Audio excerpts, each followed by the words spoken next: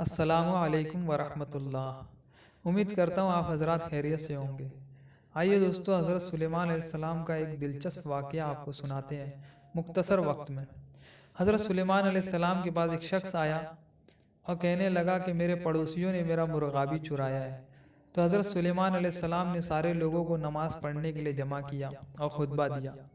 خطبے میں فرمایا کہ تم میں سے ایک شخص ہے جو اپنے پڑوسیوں کا مرغابی چراتا ہے اور اس کا پر اپنے سر پر لے کر آتا ہے۔ تو ایک شخص نے اپنے سر پر ہاتھ پھیرا تو حضرت سلیمان علیہ السلام نے فرمایا اس کو پکڑ لو، یہی ہے تمہارا مطلوب۔ تو دیکھا دوستو، حضرت سلیمان علیہ السلام نے کیسے اپنی ذہانت سے ایک چور کو پکڑ لیا۔ تو دوستو، انبیاء علیہ السلام کے اور صحابہ اکرام کے، بزرگان دین کے اسی طرح کے دلچسپ واقعات آپ کی خدمت میں لاتے رہیں گے۔ تب تک کے لیے مجھے دیجیے اجازت۔ اللہ حافظ۔